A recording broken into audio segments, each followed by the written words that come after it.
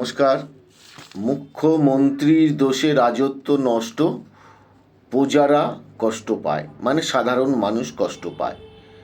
মুখ্যমন্ত্রীর গুণে রাজসদস্যের অর্থবৃদ্ধি হয়, কথাটা মনে রাখবেন। আজকে চোখের সামনে দেখতে পাচ্ছি যে তৃণমূল দলটা শেষ হয়ে যাচ্ছে। এর জন্য প্রথম দায়ী দুজন, মমতা ব্যানার্জি ও অভিষেক বন্দ্যোপাধ্যায়।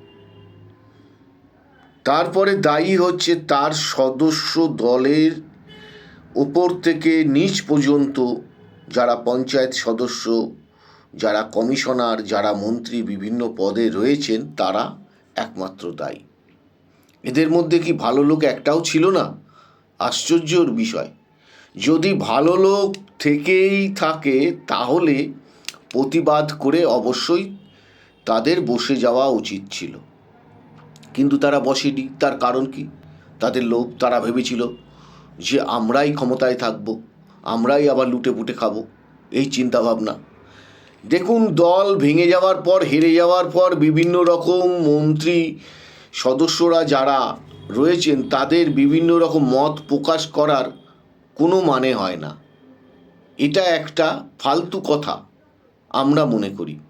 সাধারণ যারা বুদ্ধি আছে মাথায় তারা মনে করবে। তার কারণ আপনারা তো আগে এইসব কথা বলেননি। যদি বলতেন তাহলে বুঝতাম যে আপনারা সত্যি সত্যতার সাথে বসবাস করছেন, তাই নয় কি? কথাটা চিন্তা করে দেখুন। আর এই যে আইপ্যাক, প্রশান্ত কিশোর, এই সমস্ত কি বুদ্ধি? এদেরকে বুদ্ধি নেওয়ার জন্য কি পয়সা দিয়ে পোষার দরকার ছিল? বুদ্ধি অনেক ভালো মানুষের কাছে আছে, যারা নিঃস্বার্থভাবে দল এবং দেশের উপকার চায়, তাদের কাছে গেলেই পারতেন। আর পুনরায় এই দলকে নতুন করে ফিরে আসা অসম্ভব হয়ে দাঁড়াবে, এইটাকে মনে রাখতে হবে।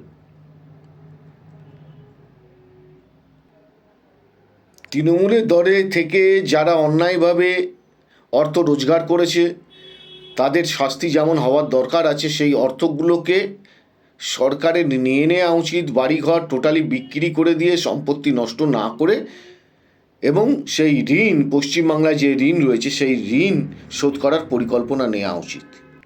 দেখুন, মমতা ব্যানার্জি নিজে দল যেমন তৈরি করেছেন এবং নিজেই সেই দল ভাঙলেন। অপরের ঘর ভাঙলে নিজের ঘরও ভাঙে। মমতা ব্যানার্জি